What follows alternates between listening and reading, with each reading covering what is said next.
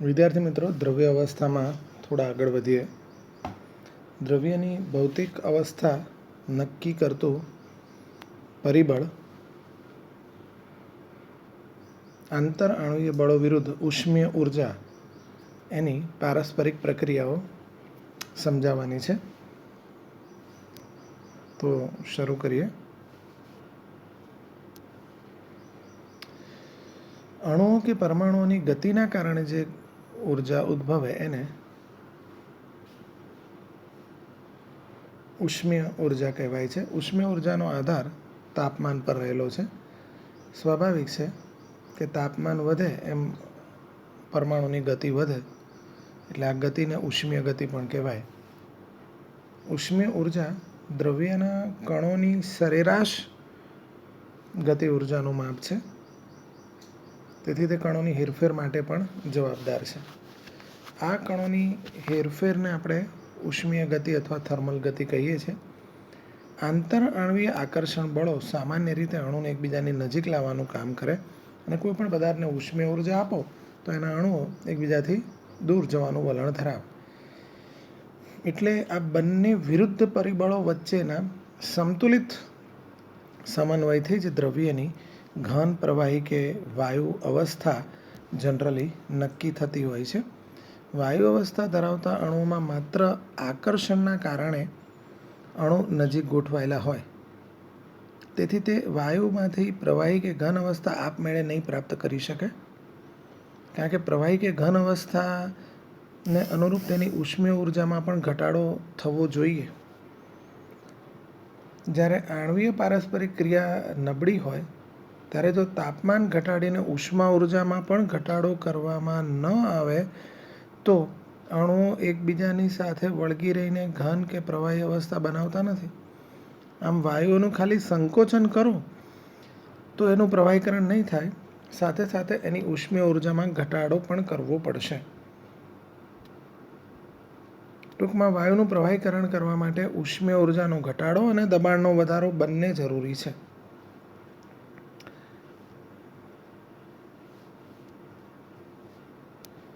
ઘન, પ્રવાહી અને વાયુ અવસ્થામાં આણ્વીય પારસ્પરિક ક્રિયાનો પ્રભાવ અને ઉષ્મીય ઉર્જાનો પ્રભાવ આપણે અહીંયા બાજુમાં આપેલો છે.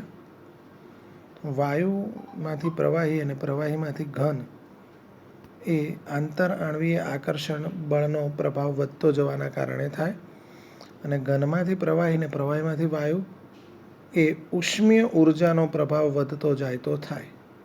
મતલબ કે અહીંયા ઉષ્મીય ઉર્જા અણુને એકબીજાથી દૂર લઈ જવાનું કાર્ય કરે, જ્યારે આંતરઆણ્વીય આકર્ષણો અણુઓને એકબીજાથી નજીક લાવવાનું કાર્ય કરતા હોય છે. નેક્સ્ટ છે વાયુ અવસ્થાને સમજાવો અને એ અવસ્થાના સામાન્ય ગુણધર્મો પણ જણાવો. તો સમજીએ.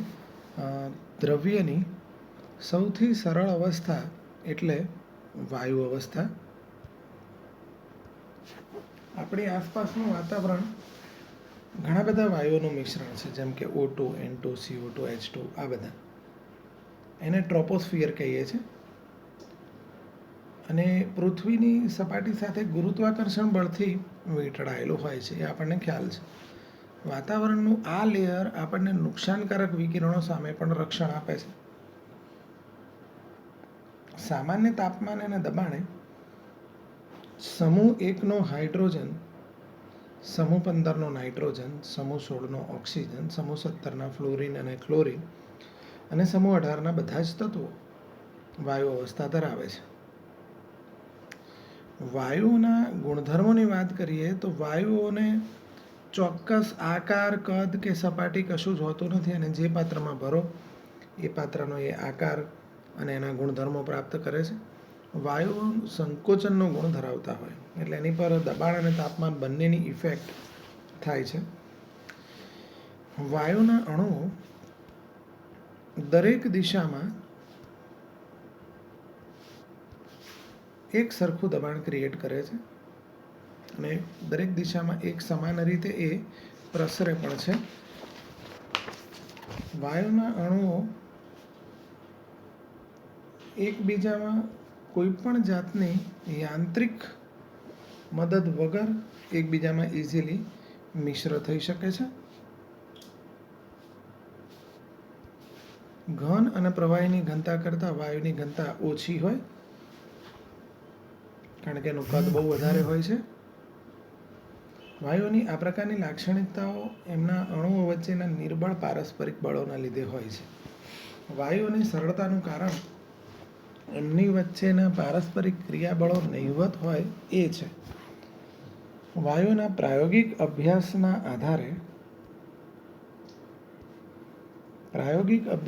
આધારે તારવેલા નિયમોના આધારે વાયુની વર્તણૂક આપણે સમજી શકીએ. આ નિયમો વાયુના તાપમાન, દબાણ, કદ, દળ વગેરે માપી શકાય એવા ગુણધર્મો સાથે સંબંધિત છે. આ ગુણધર્મો વચ્ચેના પારસ્પરિક સંબંધ દ્વારા જ વાયુ અવસ્થાનું વર્ણન કરી શકાય છે. એમાં સૌથી પહેલાં જોઈએ, ઈસવીસન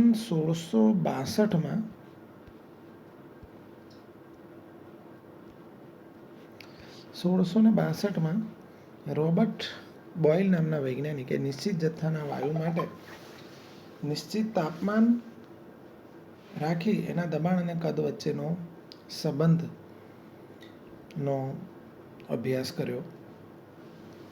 પ્રયોગના અંતે અવલોકન પરથી એમણે એવું તારવ્યું કે નિશ્ચિત તાપમાને વાયુના દબાણ અને કદનો જે સંબંધ છે એ વ્યસ્ત પ્રમાણનો હોય છે. એટલે કે નિયત તાપમાને નિશ્ચિત જથ્થાના વાયુનું દબાણ એ એના કદના વ્યસ્ત પ્રમાણમાં હોય છે. ચલેની નિશાની દૂર કરીએ તો એક અચળાંક મૂકીએ છીએ અને સપ્રમાણતા અચળાંક કહીએ છીએ. તો આપણે લખી શકીશું PV = K. Kનો આધાર વાયુના તાપમાન અને એના જથ્થા ઉપર રહેલો છે. આ સમીકરણ પરથી કહી શકાય કે નિયત તાપમાને નિશ્ચિત જથ્થાના વાયુના દબાણ અને કદનો ગુણાકાર અચળ હોય છે. હવે ટેમ્પરેચર જ્યારે નિયત હોય ત્યારે નિશ્ચિત જથ્થાના વાયુનું શરૂઆતનું દબાણ P1 અને કદ V1 ધારી લઈએ અને અંતિમ દબાણ P2 અને કદ V2 લઈ લઈએ. તો બોયલના નિયમ પ્રમાણે PV = K હોવાથી P1 V1 = K અને P2 V2 પણ K મળે. એટલે કે P1 V1 = P2 V2 = K. તો P1/V2 = P2/V1, અથવા તો આપણે કહી શકીએ કે P1/P2 = V2/V1 થઈ જશે. આના ઉપરથી જ આલેખ દ્વારા પણ એની સમજૂતી આપી શકીએ. જુદા જુદા નિશ્ચિત તાપમાન આપણે સિલેક્ટ કર્યા અને દબાણ વિરુદ્ધ કદનો આલેખ દોર્યો અને સમતાપી વક્ર કહે છે. હવે જો દબાણ વધવાથી કદ ઘટે તો દબાણ વધવાથી 1/વોલ્યુમ વધવાનો છે. એ પણ જુદા જુદા તાપમાને આપણે અહીંયા દર્શાવેલું છે. જુદા જુદા નિશ્ચિત તાપમાન માટે પ્રાપ્ત થતો આ સમતાપી વક્ર એના આલેખ પરથી સ્પષ્ટ થાય છે કે કોઈ નિયત તાપમાને વાયુનું દબાણ વધવાથી એનું કદ ઘટે છે. એટલે કે P અને Vનો ગુણાકાર અચળ બને છે. એ P અને Vના અચળ ગુણાકારનો પણ અહીંયા એક આલેખ આપણે દર્શાવ્યો છે. કોઈ T1 તાપમાને દબાણની કોઈ પણ વેલ્યુ માટે PV અચળ છે. એનાથી કોઈ ઊંચા તાપમાને પણ PV અચળ બતાવેલો છે. તો આ ત્રણેય ગ્રાફ ઉપરથી આપણને બોયલનો નિયમ વ્યવસ્થિત સમજી શકાય છે. ફરીથી એકવાર આ જે ગ્રાફ દર્શાવેલો છે એમાં દબાણ અને કદનો આલેખ છે. એટલે વ્યસ્ત પ્રમાણમાં હોય, દબાણ વધે તો કદ ઘટે. અહીંયા જે સેકન્ડ ગ્રાફ બતાવ્યો છે દબાણ અને 1/વોલ્યુમનો છે. એટલે દબાણ વધશે તો 1/વોલ્યુમ પણ વધશે. એ જુદા જુદા નિયત તાપમાને એનો આલેખ બતાવ્યો છે. અને હમણાં આપણે પ્રૂવ કર્યું હતું સૈદ્ધાંતિક રીતે કે PV અચળ હોય છે કોઈ પણ દબાણે. તો એનો એક ગ્રાફ અહીંયા દર્શાવેલો છે. હવે વાયુ માટે દબાણ અને ઘનતાનું રિલેશન જોઈએ. આપણને ખ્યાલ છે કે PV = તો અચળ છે. હવે ઘનતાની વેલ્યુ છે દળ ભાગ્યા કદ. તો કદ = દળ ભાગ્યા ઘનતા થાય. આ વેલ્યુ તમે આમાં મૂકશો તો આપણને મળશે P into M by D is equal to K. So ડીને સબ્જેક્ટિંગ ફોર્મમાં લાવીએ તો એમ બાય કે ઇન્ટુ પી. આ અચળ છે એનો મતલબ એ થયો કે ડી ચલે છે, પી થયું. તો પછી આપણે કહી શકીએ કે D1 by D2 is equal to P1 by P2, અથવા તો D1 by P1 is equal to D2 by P2. તો ઘનતા અને દબાણનો સંબંધ પણ બોયલના નિયમ પ્રમાણે તારવી શકાયો. એ નિયમ વાક્ય સ્વરૂપે નીચે પ્રમાણે રજૂ પણ કરી શકીએ. નિશ્ચિત જથ્થાના વાયુ માટે નિયત તાપમાને વાયુની ઘનતા એ એના દબાણના સમપ્રમાણમાં હોય છે. વ્યવહાર ઉદાહરણ પર આના સમજીએ. માઉન્ટ એવરેસ્ટ પર જતાં હવાનું દબાણ ઘટે, લગભગ દરિયાની સપાટી કરતાં અડધું થઈ જાય. એટલે હવાનું દબાણ ઘટે એટલે હવાની ઘનતા પણ ઘટે, એટલે હવામાં રહેલા ઓક્સિજનની ઘનતામાં પણ ઘટાડો થાય, તો શ્વાસ લેવામાં મુશ્કેલી પડે. આ નિયમનું એક ઉદાહરણ થયું. ઊંચે ઉડતા વિમાનોમાં પણ આવી જ મુશ્કેલી પડે છે. એટલે વિમાનમાં કૃત્રિમ રીતે હવાનું દબાણ જાળવવા પ્રયત્ન કરે છે. એમ છતાંય સંજોગો વશાત જો શ્વાસ લેવામાં તકલીફ પડે તો વિમાનમાં, ઉડતા વિમાનમાં આપણી જે સીટ હોય એની ઉપર જ ઓક્સિજન માસ્કની ગોઠવણી પણ કરેલી હોય જ છે. તો બોયલના નિયમ પછી હવે ચાર્લ્સના નિયમ વિશે જોવાનું છે. વાયુ માટેનો ચાર્લ્સનો નિયમ. હવે આ ચાર્લ્સનો નિયમ 1787માં ચાર્લ્સ નામના વૈજ્ઞાનિકે વાયુ માટેના પ્રયોગોના આધારે તારવ્યો. એમના મત પ્રમાણે નિશ્ચિત જથ્થાના વાયુ માટે અચળ દબાણે વાયુનું કદ અને નિરપેક્ષ તાપમાન એકબીજા સાથે સંબંધ ધરાવે છે. ચાર્લ્સ અને ગેલ્યુસેકના કેટલાક વૈજ્ઞાનિકો, બંને વૈજ્ઞાનિકના કેટલાક પ્રાયોગિક પરિણામોના અવલોકનોના આધારે એવું શોધી કાઢ્યું કે અચળ દબાણે નિશ્ચિત જથ્થાના વાયુના તાપમાનમાં જો 1°C પણ વધારો કે ઘટાડો કરીએ તો કદમાં થતા ફેરફારનું મૂલ્ય 0°C તાપમાને વાયુના મૂળ કદના 1/273.15 ભાગનું હોય છે. ધારો કે 0°C તાપમાને વાયુનું કદ VO અથવા V0 છે. તેનાથી 1°C જો ટેમ્પરેચર વધારીશું તો કદમાં થતો જે વધારો છે એ મૂળ કદના 1/273.15 ગણો હશે. અહીંયા 1 છે. હવે જો 1° ટેમ્પરેચર વધારીએ તો આટલો વધારો દેખાય છે. તો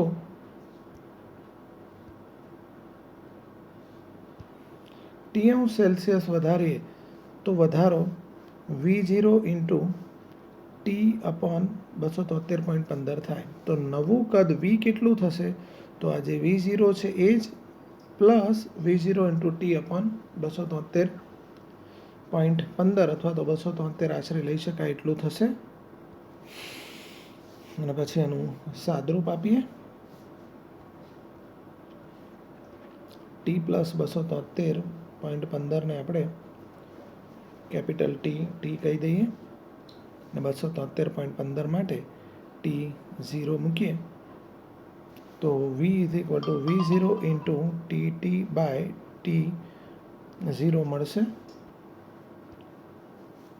આ પ્રમાણે. તો VT is equal two V0 into TT/T0. તો એના બેઝિસ પર આપણે લખી શકીશું કે VT/V0 is equal two TT/T0 અથવા તો VT/TT is equal two V0/T0 is equal two K. તો આપણે લખી શકીએ કે V/T equal to K. So V equal to KT, એટલે કે V ચલે છે T. આ ગાણિતિક સમીકરણ પરથી ચાર્લ્સનો નિયમ આ પ્રમાણે હવે લખીશું. અચળ દબાણે નિશ્ચિત જથ્થાના વાયુનું કદ એના નિરપેક્ષ તાપમાનના સમપ્રમાણમાં હોય છે. હમણાં જ આપણે જોયું એમ શરૂઆતમાં નિયત દબાણે જો કદ V1 અને ટેમ્પરેચર T1 હોય અને પછી કદ V2 અને T2 ટેમ્પરેચર હોય તો ચાર્લ્સના નિયમ પ્રમાણે V1/T1 = V2/T2. અહીંયા દબાણ અને કદનો આલેખ દોરીએ તો સ્વાભાવિક છે સુરેખ આવવાનો છે. જુદા જુદા દબાણે આલેખ દોરીશું તો આલેખ પરથી પણ આપણે કહી શકીએ કે અચળ દબાણે નિશ્ચિત જથ્થાના વાયુનું કદ એના નિરપેક્ષ તાપમાનના સમપ્રમાણમાં હોય છે, જે સીધી રેખાથી દર્શાવી શકાય.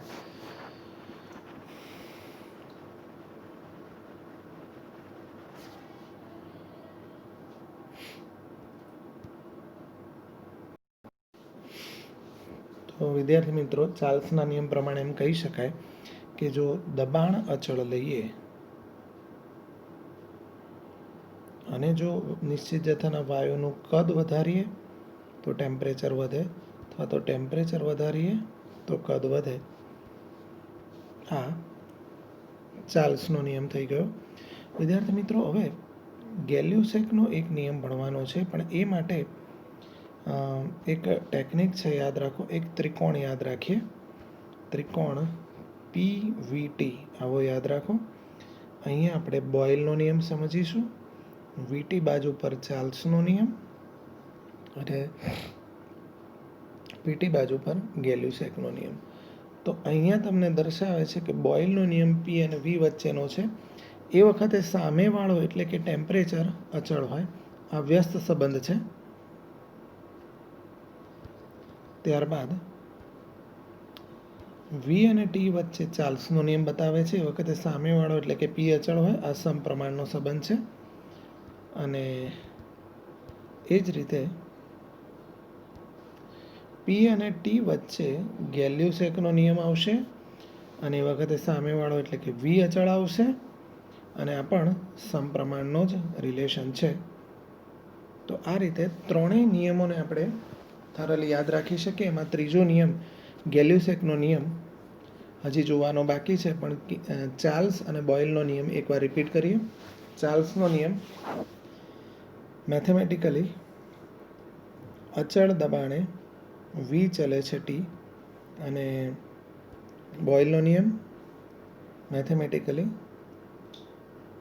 અચળ તાપમાને P ચલે છે 1/V.